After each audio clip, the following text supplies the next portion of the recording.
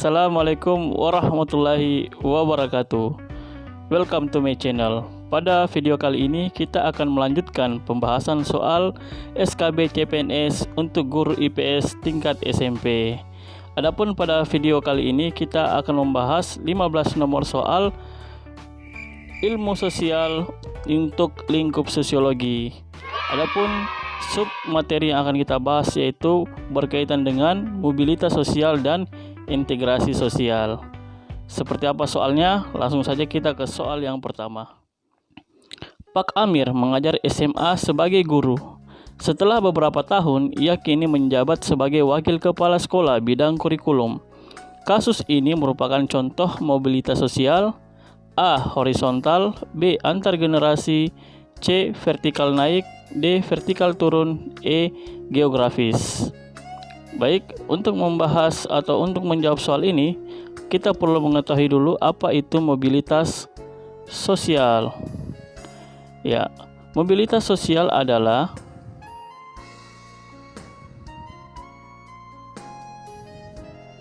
perpindahan posisi atau kedudukan seseorang atau kelompok orang dari satu lapisan ke lapisan lainnya. Itulah yang dimaksud dengan mobilitas sosial. Setelah itu yang perlu kita ketahui bahwa di dalam mobilitas sosial, yaitu dalam perpindahan posisi ini, ada yang dilakukan secara horizontal dan vertikal. Jika kita bicara secara vertikal, maka posisi yang dimaksud adalah posisi yang tadinya rendah ke yang tinggi. Ya, itulah yang disebut dengan vertikal naik. Sebaliknya, yang dimaksud dengan vertikal turun yaitu dari posisi yang tinggi ke posisi yang rendah. Sedangkan untuk mobilitas sosial secara horizontal, perpindahannya terjadi namun masih dalam satu posisi. Itulah yang dimaksud dengan perpindahan mobilitas sosial secara horizontal. Kira-kira dari penjelasan ini, jawaban yang dimaksud atau yang menjadi jawaban dari soal ini adalah ya, vertikal naik. Ya, kenapa? Karena yang tadinya Pak Amir hanya sebagai seorang guru, dia kini menjabat sebagai wakil kepala sekolah bidang kurikulum. Berarti ada perpindahan dari posisi yang rendah ke posisi yang tinggi. Oke, lanjut ke soal berikutnya. Ya, silakan dibaca penjelasannya untuk lebih dalam lagi terkait dengan jawaban nomor 1 ini. 2. Faktor pendorong bagi kelompok masyarakat tidak mampu untuk melakukan mobilitas sosial adalah A. Status sosial, B. Keadaan ekonomi, C. Pendidikan rendah, D. Situasi politik, E. Penyebab struktural. Untuk menjawab pertanyaan ini, ada kata kunci yang perlu kita kemudian garis bawahi, yaitu masyarakat tidak mampu. Mengapa masyarakat tidak mampu melakukan mobilitas sosial? Yang paling utama atau faktor utama yaitu karena adanya keadaan ekonomi. Sebab untuk memenuhi kebutuhannya, maka dia harus kemudian melakukan mobilitas sosial. Oke, sehingga jawaban yang benar adalah ya, B. Keadaan ekonomi. Lanjut ke soal berikutnya. Perhatikan beberapa contoh saluran mobilitas sosial di bawah ini. PGRI, kemudian APKOM, DIY, 3ID, 4 PBB, 5 IMI. Yang termasuk contoh saluran mobilitas sosial pada bidang organisasi profesi adalah A1 dan 2, B1 dan 3, C2 dan 4, D2 dan 5, E4 dan 5. Baik, yang perlu kita garis bawahi untuk menjawab pertanyaan ini adalah organisasi profesi. Ya, mobilitas sosial pada bidang organisasi profesi. Kira-kira dari soal yang ini kemudian kita harus perlu pahami dulu apa itu organisasi profesi.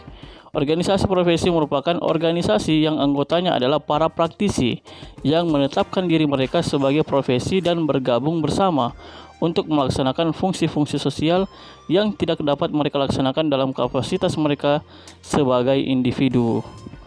Oke, baik. Di sini yang manakah dalam beberapa saluran mobilitas sosial ini yang tergolong profesi. Kita lihat yang pertama, PGRI, Persatuan Guru Republik Indonesia. Guru termasuk profesi, ditambah lagi lingkupnya lebih luas atau nasional. Ya, berarti seluruh guru-guru yang ada di Indonesia. Kemudian yang kedua, APKOM DIY, Asosiasi Pengusaha Komputer Daerah Yogyakarta. Ya, ini profesi tetapi lingkupnya hanya lingkup lokal saja. Kemudian ketiga, IDI, Ikatan Dokter Indonesia. Dokter termasuk salah satu profesi. Ya, sehingga 1 dan 3 ini termasuk jawaban yang benar. PBB adalah Persatuan Bangsa-Bangsa, bukan profesi. Sedangkan IMI, Ikatan Motor Indonesia, juga bukan profesi. Maka jawaban yang benar adalah B, 1 dan 3. Oke, untuk menjawab lebih jauh lagi, silakan kalian baca kemudian penjelasan yang ada di layar berikut ini. Ya, lanjut soal berikutnya. Di bawah ini, contoh faktor pendorong mobilitas sosial pada penyebab struktural adalah A. Seorang anak yang memiliki sikap ulet dan tekun. B. Seorang anak yang melanjutkan pendidikan ke jenjang perguruan tinggi. C. Seorang anak yang migrasi ke daerah lain karena ada konflik. D. Seorang anak desa yang mencari pekerjaan di kota. E. Seorang anak yang memiliki keluarga kerajaan. Untuk menjawab soal ini, kita perlu tahu dulu yaitu mobilitas sosial pada penyebab struktural. Oke. Yang mana sih? Apa sih yang dimaksud dengan penyebab struktural itu? Ya, baik. Kita lihat dulu. Faktor struktural merupakan salah satu faktor yang mempengaruhi mobilitas sosial dari luar individu. Umumnya faktor ini berkaitan dengan pekerjaan, sistem ekonomi yang dianut masyarakat, dan tingkat fertilitas. Oke, di sini yang perlu kita ketahui dari penjelasan faktor struktural ini yaitu dari luar individu. Kira-kira yang mana sih yang dari luar individu itu? Oke, kalau untuk saya secara pribadi akan menjawab yaitu C. Seorang anak yang migrasi ke daerah lain karena ada konflik. Ya, ini adalah sesuatu yang kemudian terjadi dari luar individu itu sendiri, individu anak itu sendiri. Di bawah ini yang bukan cara untuk meningkatkan integrasi sosial yang baik adalah A. Mematuhi norma-norma yang berlaku. B. Menyelesaikan gaya hidup hedonis. C. Berpegang teguh pada nilai-nilai sosial. D. Ikut kegiatan sosial masyarakat. E. Menyesuaikan dengan budaya sekitar. Oke, untuk menjawab pertanyaan ini kita perlu garis bawah yaitu yang bukan cara untuk meningkatkan integrasi sosial. Integrasi itu sama dengan persatuan, kemudian asosiasi, akomodasi, ya, yang kemudian berarah kepada hal-hal yang positif atau bersatu, ya. Oke, kita lihat mana yang bukan cara untuk meningkatkan integrasi. A. Mematuhi norma-norma yang berlaku. Jelas ini meningkatkan integrasi sosial. B. Menyesuaikan gaya hidup hedonis. Ya, inilah yang kemudian yang bukan. Mengapa? Karena hedonis yaitu sikap atau satu paham yang lebih mengedepankan kesenangan semata, atau paham yang hanya mengejar kesenangan semata. Ya, sehingga jawaban yang benar adalah B. Ya, oke. Di sini nanti bisa kalian baca yang bisa meningkatkan integrasi sosial. Salah satunya itu dengan mengadakan gotong royong, berbahasa yang satu, bersilaturahim, menghormati orang yang lebih tua, toleransi terhadap budaya dan agama yang berbeda-beda. Oke, lanjut ke soal berikutnya. Keberagaman suku bangsa dan budaya di Indonesia memiliki dampak positif kecuali A. Potensi dalam bidang pariwisata. B. Bangsa menjadi lebih luas. C. Objek kajian budaya internasional. D. Kegagalan komunikasi bahasa. E. Adanya warisan kearifan lokal yang kaya. Oke, untuk menjawab soal ini kita perlu garis bawah yaitu kata kecuali. Yang dimaksud di sini yang ditanyakan adalah dampak positif, kecuali berarti yang bukan positif. Jadi yang perlu kita cari adalah sesuatu atau pernyataan yang negatif. A. Potensi dalam bidang pariwisata, ya ini positif. B. Bangsa menjadi lebih luas, ini juga positif. C. Objek kajian budaya internasional, ini juga positif. D. Kegagalan komunikasi bahasa, ya inilah yang kemudian negatif. E. Adanya warisan kearifan lokal yang kaya, ini adalah hal yang positif. Jadi keberagaman suku bangsa dan budaya Indonesia memiliki dampak positif, kecuali adalah D. Kegagalan komunikasi bahasa, karena itu adalah dampak negatif ya. Sedangkan A, B, C, dan E adalah dampak positif. Oke, benar jawabannya. Lanjut ke soal berikutnya. Perhatikan nama suku bangsa Indonesia. A. 1. Minangkabau. 2. Gayo. 3. Osing. 4. Ancuk Jame. 5. Ngaju.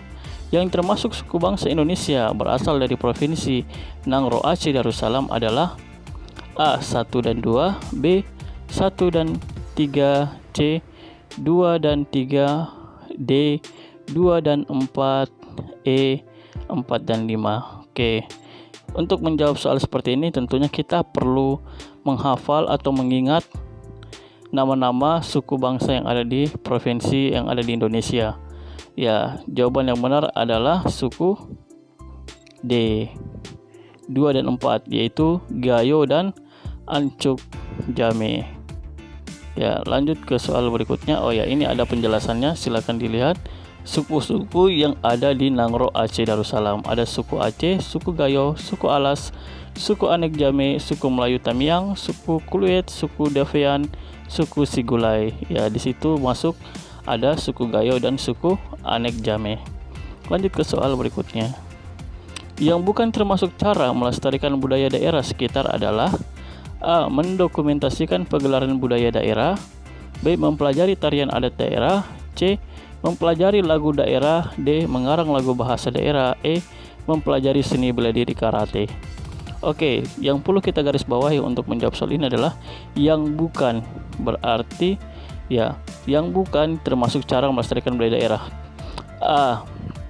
Mendokumentasikan pegelaran budaya daerah, masuk cara melestarikan budaya daerah. B. Mempelajari tarian adat daerah, masuk cara melestarikan budaya daerah. C. Mempelajari lagu daerah, termasuk juga cara melestarikan budaya daerah. D. Mengarang lagu bahasa daerah, jelas di situ ada kata-kata daerahnya. Sedangkan yang E. Mempelajari seni bela diri karate, ini bukan budaya daerah kita atau ini bukan budaya Indonesia. Ya, karate kita tahu adalah seni bela diri yang berasal dari Jepang. Lanjut ke soal berikutnya. Pluralitas budaya bangsa sebaiknya disikapi dengan A. Keseragaman agar tercapai kedamaian, B. Mempelajari tarian adat daerah, C. Mempelajari lagu daerah, D. Mengarang lagu bahasa daerah, E. Mempelajari seni bela diri karate. Oke, kayak sepertinya jawaban ini agak sedikit membingungkan opsi-opsinya, tapi saya lebih memilih untuk jawaban yang lebih tepat, yaitu A. Keseragaman agar tercapai kedamaian. Lanjut ke soal berikutnya. Tari-tarian daerah pada saat ini beralih fungsi untuk acara A. Keagamaan, B. Sesaji, C. Penyambutan tamu, D. Syukuran, E. Perang. Oke, jawaban yang tepat adalah penyambutan tamu. Ya, ini sering kita lihat ketika terjadi misalkan ada tamu datang dari luar, kemudian hal yang paling pertama yang dilakukan adalah dengan melakukan tarian sebagai salah satu bentuk penghormatan sekaligus menjamu tamu tersebut. Oke, lanjut ke soal berikutnya.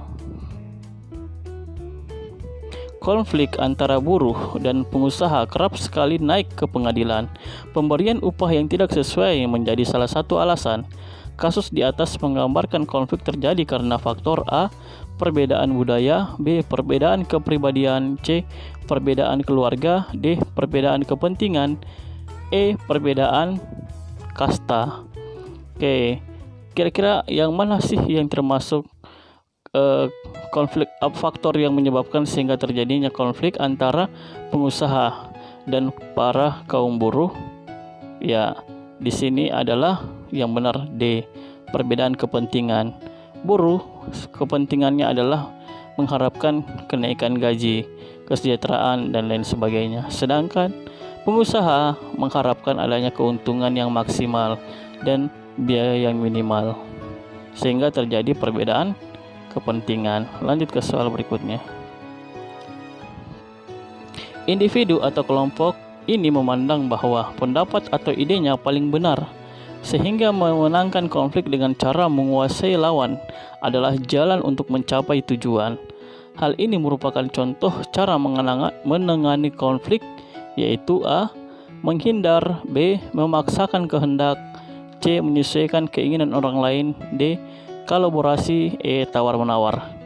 Oke, berarti kita perlu kemudian memahami wacana yang terdapat pada soal ini. Karena pertanyaannya adalah, hal ini merupakan contoh cara menangani konflik. Ya, berarti yang dimaksud dengan menangani konflik dengan cara apa sih? Ya kan? Ya, oke. Jawaban yang benar adalah B, memaksakan kehendak. Karena di sini ada kata kunci yang perlu kita garis bawahi, yaitu dengan cara menguasai lawan adalah jalan untuk mencapai tujuan. Ya, berarti dia memaksakan kehendaknya. Ya, lanjut ke soal berikutnya. Berikut ini adalah faktor yang mempengaruhi cepat lambatnya proses integrasi, kecuali A. homogenitas kelompok, B. heterogenitas kelompok, C. mobilitas geografis, D. efektivitas komunikasi, E. besar kecilnya kelompok. Oke, yang perlu kita ketahui itu adalah faktor yang mempengaruhi cepat lambatnya proses integrasi. Tapi di sini yang ditanyakan adalah kecuali, berarti yang bukan. Ya, yang bukan mempengaruhi. A. homogenitas kelompok itu mempengaruhi, ya, proses cepat lambatnya proses integrasi. B. heterogenitas kelompok, ya, ini yang kemudian menghambat, bukan mempercepat tapi menghambat.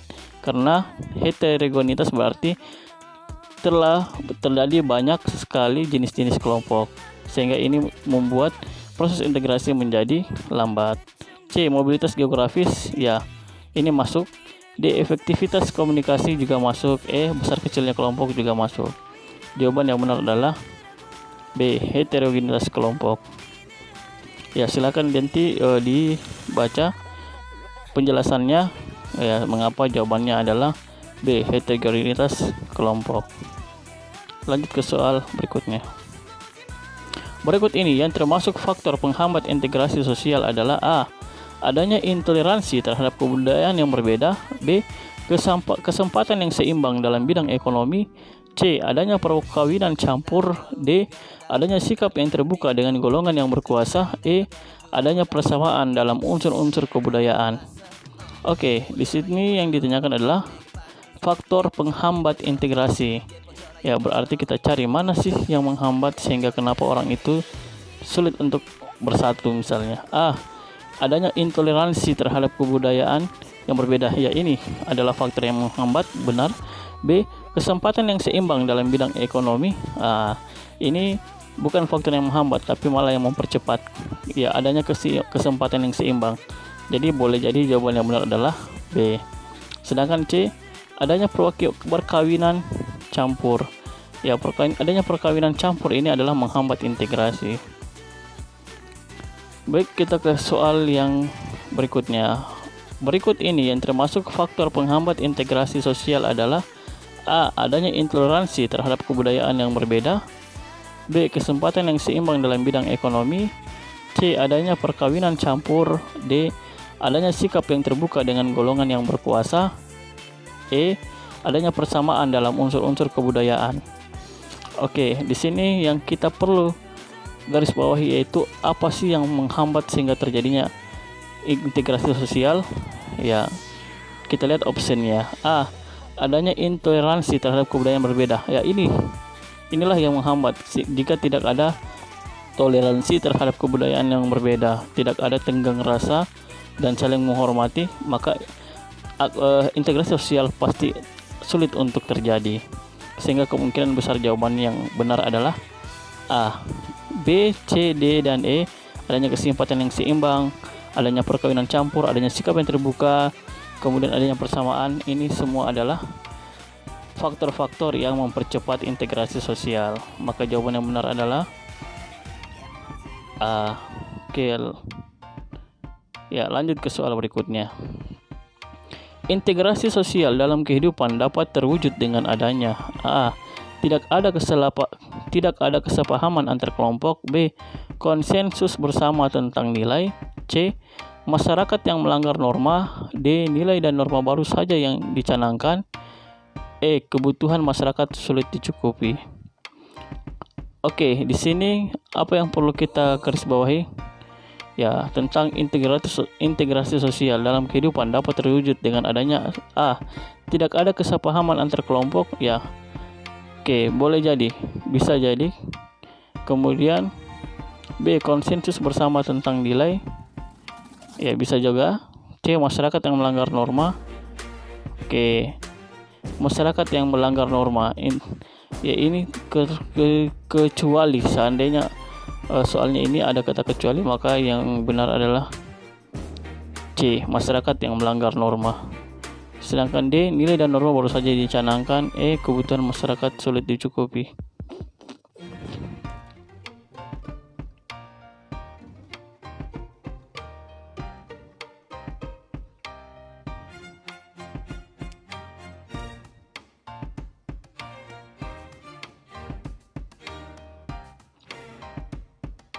Oke, baik.